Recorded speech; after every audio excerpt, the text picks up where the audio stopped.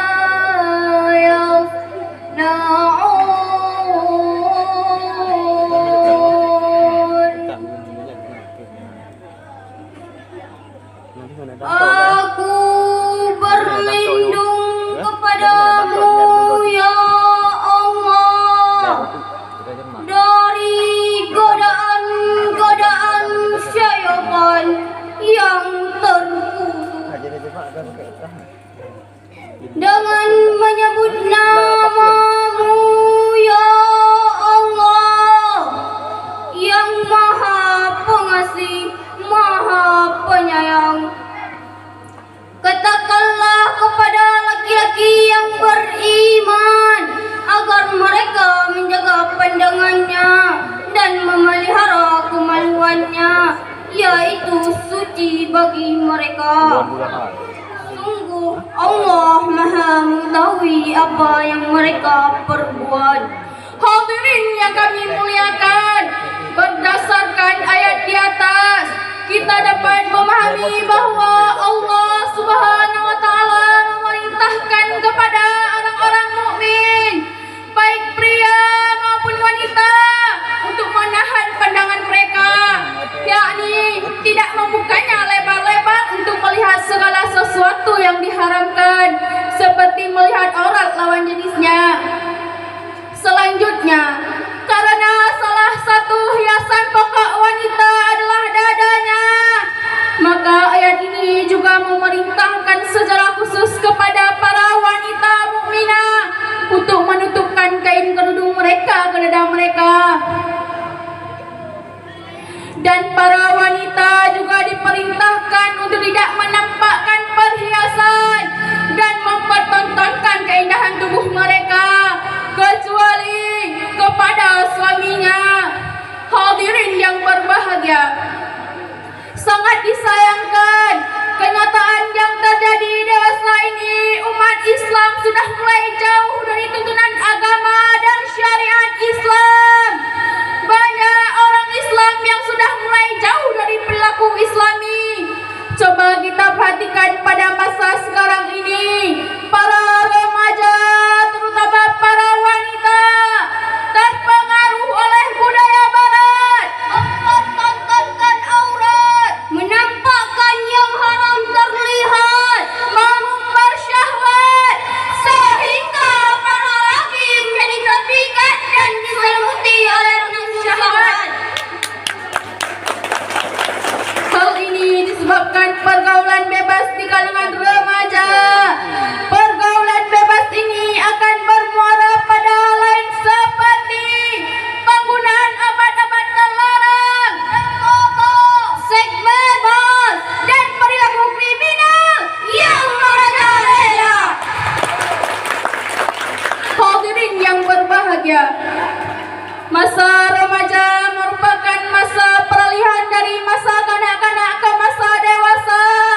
Maka banyak yang menyebut masa ini sebagai masa yang labil. Dalam kondisi yang demikian itulah masa remaja yang sangat membutuhkan bimbingan dari nilai-nilai Islam. Bila mereka jauh dari nilai-nilai Islam, maka yang terjadi di suatu adalah ketidakmampuan mengendalikan diri.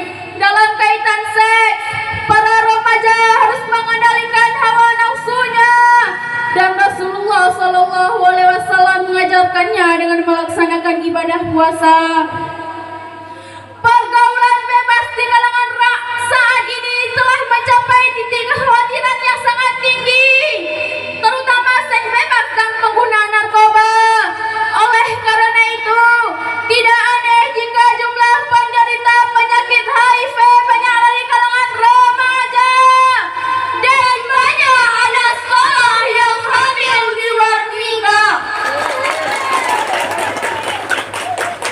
Hadirin rahimakumullah, kami mengajak kepada teman-teman sekalian para remaja supaya tidak bergaul secara bebas, tidak menggunakan narkoba dan obat-obat terlarang, tidak berpacaran dan berdua-duaan di tempat yang sepi, dan tidak mendekati perzinahan.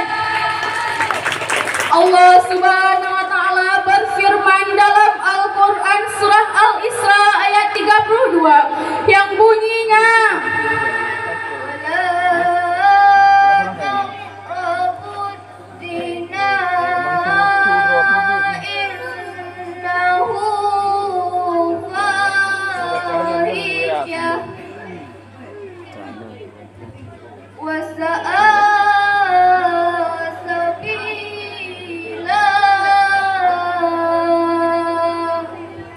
dan janganlah kau mendekati zina.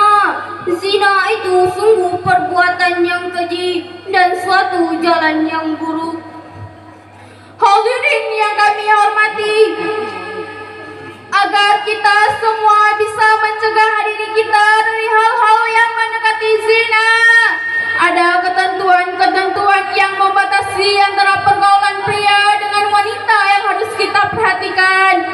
Batas-batas pergaulan itu adalah: pertama, menjaga pandangan mata dari melihat lain jenis yang berlebihan.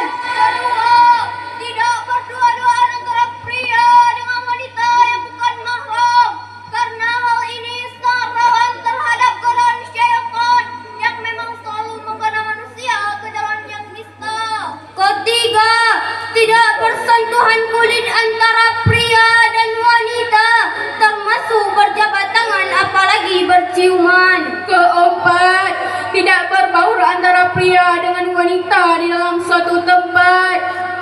Dari gambaran ini menjadi jelas bagi kita bahwa pria dan wanita memang harus menjaga batasan pergaulan agar tidak terjadi perzinahan. Di samping itu, perzinahan juga harus dihindari dengan menumbuhkan rasa malu dan menghukum orang-orang yang berzina sebagai semana seharusnya. Ini semua harus kita lakukan karena zina membawa akibat yang sangat fatal, tidak hanya di dunia dengan terjangkitnya penyakit AIDS, tetapi juga di akhirat dengan siksa neraka yang sangat pedih. Demikian yang dapat kami sampaikan. Kami akhiri dengan